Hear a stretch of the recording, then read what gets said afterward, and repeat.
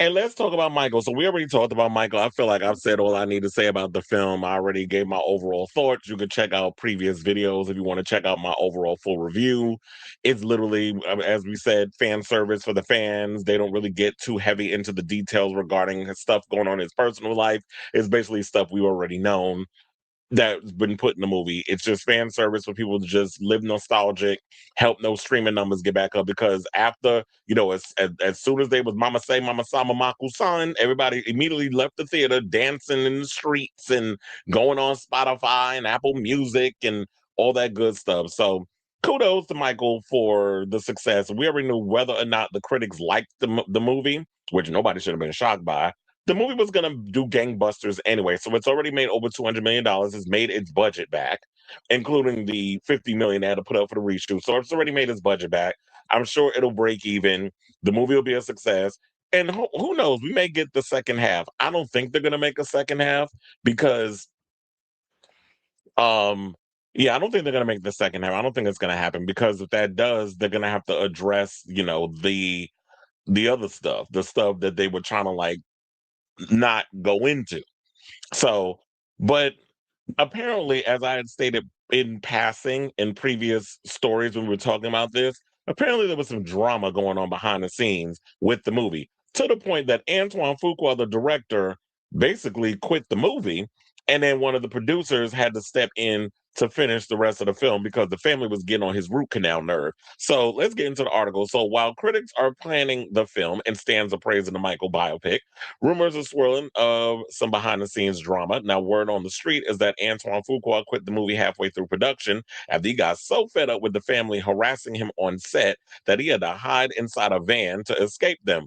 Producer Graham King allegedly had to step in to film the rest of it. They also had to cut out a third of the movie after it was already shot due to legal challenges. Because we talked about that. Jordan Chandler's story, part of the deal when he got the settlement, you weren't supposed to address anything that happened in that situation when the movie was being made or at any situation. So apparently the estate didn't read the fine print and um they had to go in and be like, oh, so we couldn't even use this footage, so they had to scrap it. The only thing I feel bad for is all the actors who had those parts and were looking forward to being in the movie, and they had them cut. Also, Cat Graham was cut as Diana Ross because apparently they didn't want that stuff getting out about her and Michael Jackson hunching back in the day, where it was she was way older. There's even footage out there where people start to dig up old stuff about Diana Ross, where they were saying like she called him sexy and all this stuff. You can look it up, Google Schmoogle, you will find it. And there's even TikTok videos that I've seen on it. And the fact that I didn't know this. Apparently, Michael and Diana were engaged at one point. So they had gotten and Catherine was, oh hell no, you not. You're not gonna try to put your coochie on my son. Bad enough you done fucked Barry Gordy and everybody else in Motown. You wasn't sleeping with my damn son on top of that. So that was put on a kibosh. And it got to the point that she had moved on to Arnie Ness, whose daughter, I remember at one point, was trying to be a singer, and that didn't happen. She was like trying to be some Ani DeFranco type of singer back in the day. What was her name? Leona Ness or something or another? Because I remember I actually bought her CD. Didn't even know she was related to Diana Ross and all of them. But anyway, so she married Arnie Ness after that whole situation, and allegedly, Dirty Diana is about Diana Ross. But they were trying to make it like it was about some groupie because they made him have to change the second verse because the second verse would have been telling on who he was referring to in that Dirty Diana song. So yes, that song allegedly, we'll say alleged, because I don't want Diana to come over here because she threatened to sue the movie if they was going to use her likeness. Allegedly, Dirty Diana is about Miss Ross, the whorish boss. But anyway, so let's get into the topic. Because it's like, I don't care how good your singing is. If you was out here slinging pussy to climb up the corporate ladder, we got to call it for what it is. I don't care how iconic you are, or you were. So it sure sounds like Antoine Fuqua did not enjoy his time directing Michael. Let's get into the rest of the article. And they said at least the film is looking at an incredible 95 to 100 million opening. Okay, that's all old news because it's already surpassed that. They said that, and I told y'all this, that, Jeff Snyder from the Hot Mic basically spilled some tea and said that They had already gotten some tidbits last year, but now Snyder is expanding on it with an update that, quite frankly, makes a lot of sense given the tumultuous production of the film.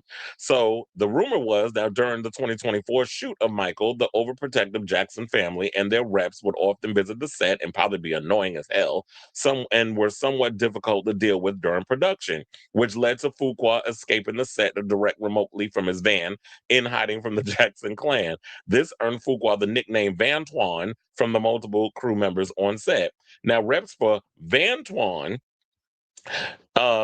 did not respond to Snyder's email, saying the filmmaker has always preferred directing from a van rather than being on set. First of all, that's bullshit. I feel like as a director, your ass should be on set so that way you know what's going on. Why am I hiding off my like in a thing and you're only gonna hear me on a loudspeaker like I'm fucking the Wizard of Oz? Like, get out of here with all that mess. Because it's like if you're gonna direct, direct.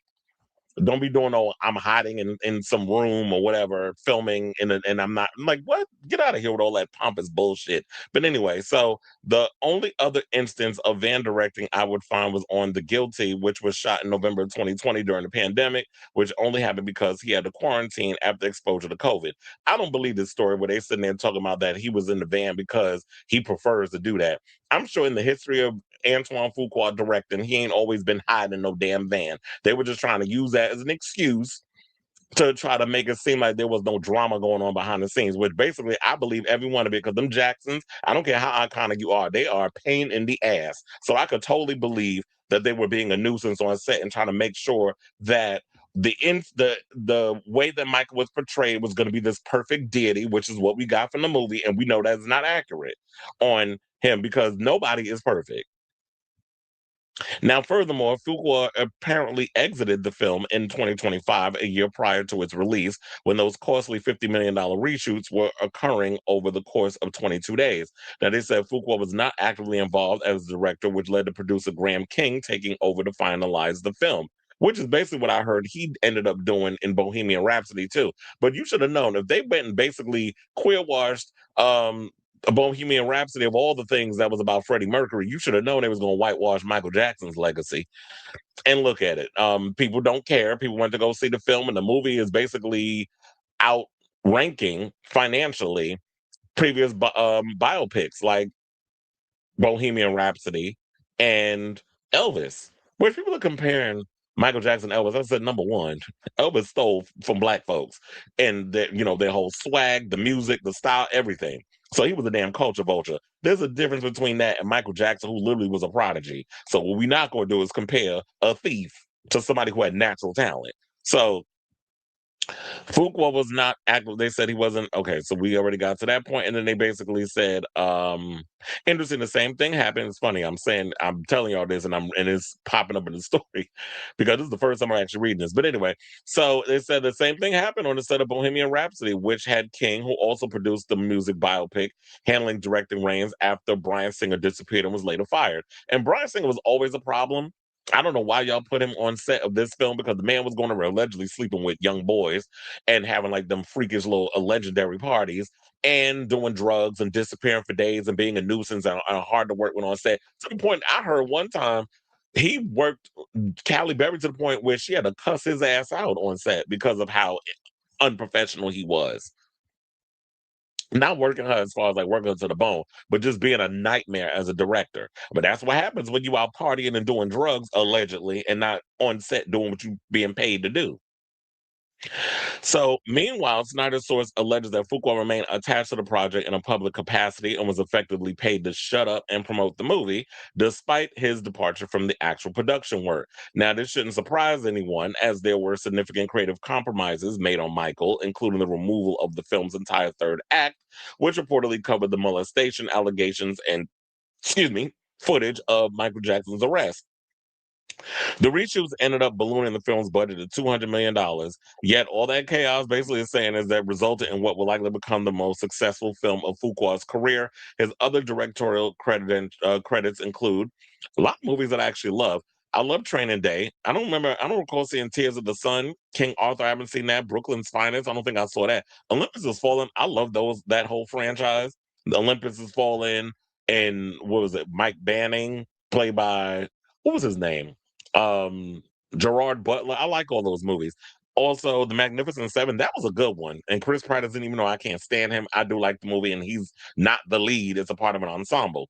But I do like the his remake of The Magnificent Seven, and I think The Guilty, that was the one with Robert Downey Jr. that flopped. But he's got an eclectic line of body of work. So um it's unfortunate this is what all went down. And I think should a sequel be greenlit, that Antoine will be like coming back to direct the second one. I don't think that's going to happen. Quiet as it's kept, I don't even think they would be stupid enough to make a sequel, because if they do, or a second half, they have to address all the other stuff. And they ain't trying to do that. First of all, you can only make Michael as squeaky and clean as you could with this film. And people clearly don't care whether or not that the script was as weak as hell. It was a bunch of damn collages, and all you got was a 2-hour music video. Nobody cares about all that. All they care about is we got to hear the songs, which you pretty much could have put in your ears by going on Apple Music or Spotify, or if you got a damn record player, just put the vinyl in.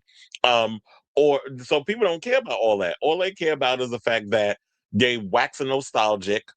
Nostalgia's always been around, so people, I think, are just happy to feel like, you know what, Michael Jackson was a part of my childhood. Have you seen my childhood? So people are feeling nostalgic, and that's what they want to. That's what they want to feel. And if they want to feel it, feel your oats. Be my guest. But in regards to the film, it wasn't that great. Now, I will say I did enjoy all the other stuff. I enjoyed the performances. Jafar Jackson was great.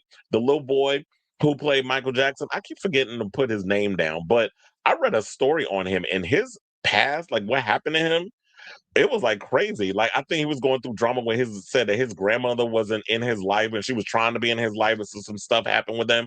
The kid's mother had sued her sister because her sister's son was abusing her son, to the point that he hit the boy upside the head with a shovel and was in the hospital, and basically had to sue her sister, and she won. I think she got $10,000 or something out of the whole deal. Daily Mail did a whole expose on this whole situation. So if you actually get around to reading that article, definitely read it, because I gagged. I'm like, damn, how'd you go on? I mean, it was saying because he was always so small, so his cousin was always picking on him, and he was always spending time at the family house. So whenever they would go over there, that he was being tortured, and so then.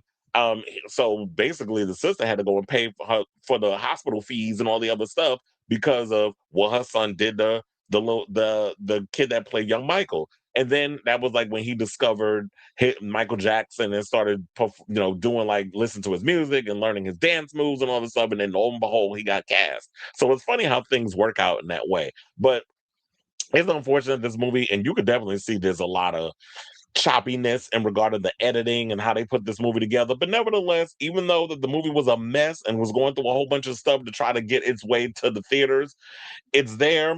People are having a lot to say about it. And I don't think that you know, we'll probably be talking about this movie for a while. So we'll just see how it all turns out down the road, if there's an official green light for the sequel.